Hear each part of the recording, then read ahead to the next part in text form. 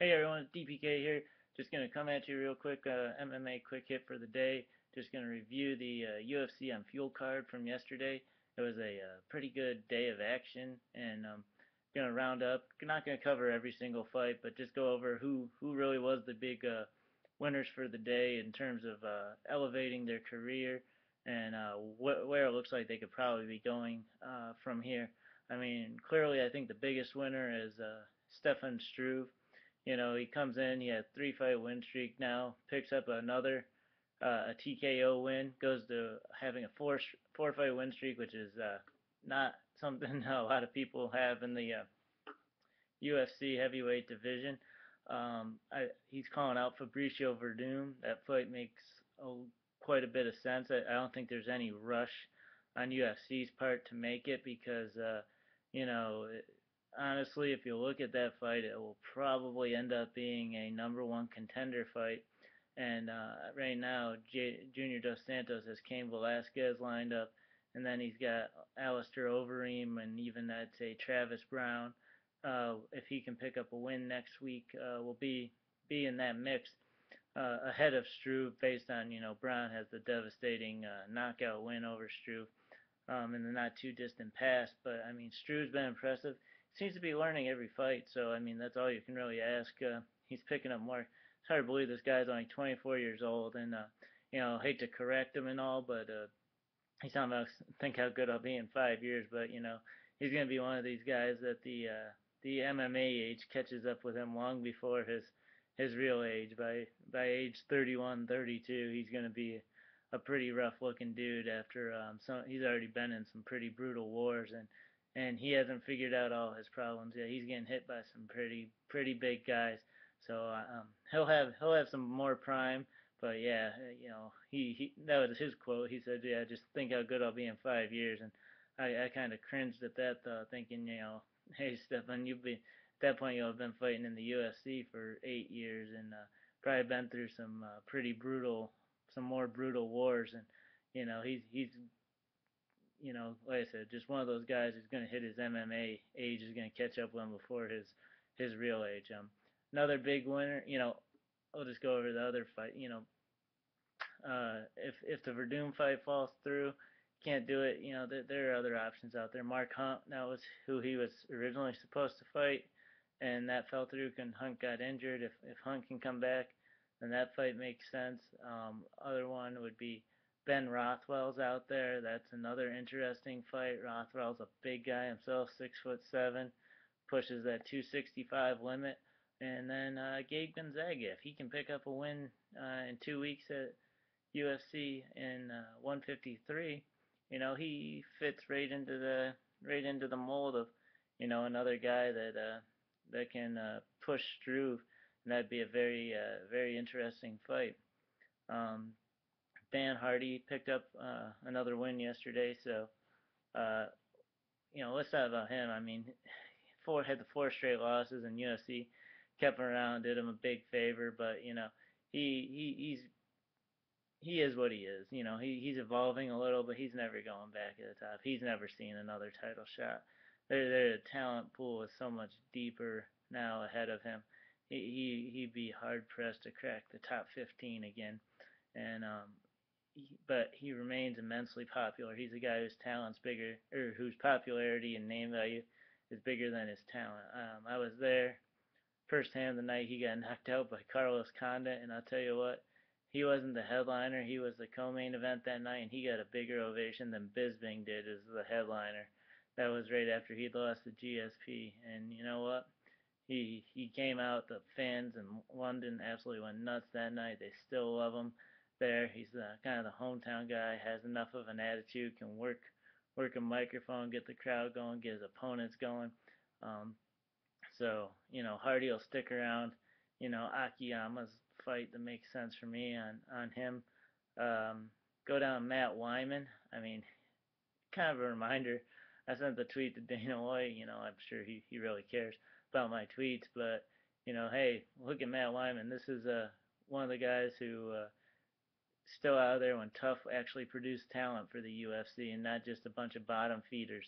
He was on that last great season of Tough 5 with Nate Diaz, Gray Maynard, Manny Gamburian, Joe Lauzon, um, some others that hung around for a while, like Cole Miller's still around. Rob Emerson had a brief run in the UFC. I mean, that was a very talented class that came off of that season. And you look right now and you realize there's still three of those guys in the top 15 at lightweight, and Diaz, Maynard, and Lyman. And I think if Tough had stuck with it and kept getting loaded up weight classes and bringing the best talent onto Tough, I don't think they'd have the problem with the ratings and the fact that the show's about to, probably be off the air or be over on Fuel here within a few years. So the Wyman, nice submission win. You have to pay attention. The guy's got one loss in, I believe, his last six fights now, and that was a very close and contentious loss to Dennis Seaver. So I'd like to see Wyman mix it up with Diego Sanchez, who's dropping back down. Not sure if UFC will, go for that, but I mean, both those guys would love to get a shot. They're true veterans who've been around for a while. Sanchez has gotten title shots, been up in the top 10. Wyman would love to have that name on his resume and help him possibly get a shot. Uh, Another big winner, Robbie Peralta, first fight of the night. Talk about, this guy's ranked as high as 17 on the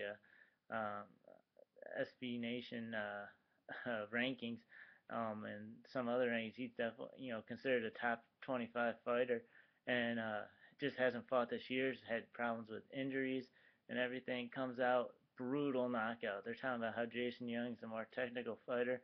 Peralta just puts it on his chin, finishes him up, no problems. Real quick, I think 20, 30 seconds in. He's a guy who is looking to make his name, and should have some bigger fights. His health's the only problem. He just needs to stay healthy and keep moving up.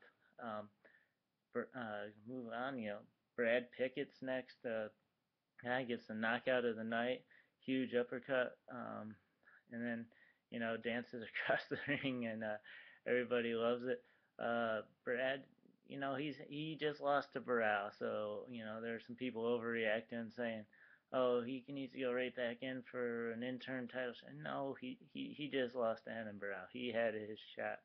There are lots of options for him, up to and including Uriah Faber, even though I don't think that'll happen. But I think the best option is Mike Easton.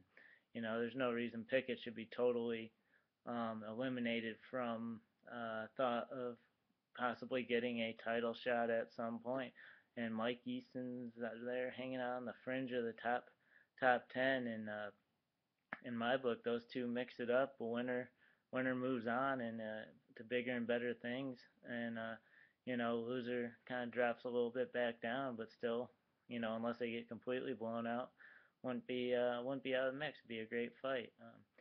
I'd also one more note is I think Dana White has to be real happy right now. He's got two of his prospects came through on this card, and that was Jimmy Manuwa, who literally broke Kyle Kingsbury's face. I mean, that was a brutal. They stopped the fight after the second round. Kingsbury's eye was completely swollen shut, and it was a pretty nasty beating. I thought Kingsbury was gonna be out a couple times, and kicks, punches, was able to fight off his back.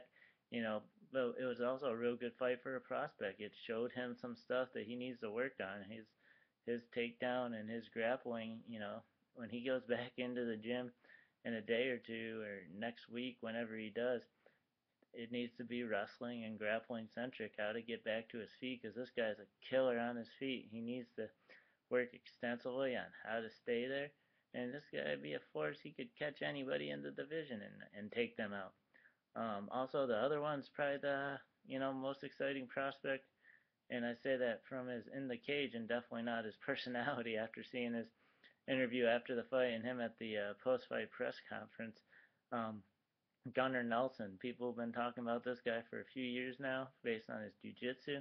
Looks to have some decent stand-up. I mean, he was in against an out-of-shape Demarcus Johnson, and he still handled it. I, Definitely need to see more of him.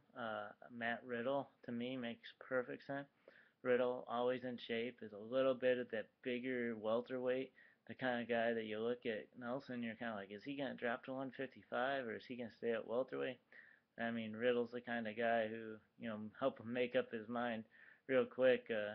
Riddle can come wrestle, but he recently just likes to throw down and like that. But those are the guys I want to cover. I think they're the guys who really stood out during UFC on Fuel. Good card, very good card, a lot of action. So definitely good night of fights, and you got more fights coming up next Friday night on the 5th.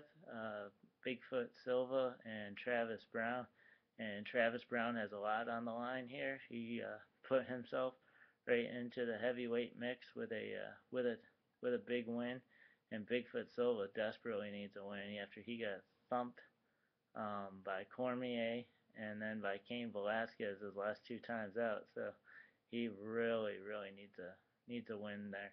So that one will be good. There's some other good fights on that card, including the flyweight number one contender fight with Juicy De Silva and John Dodson. So check that one out next Friday, FX.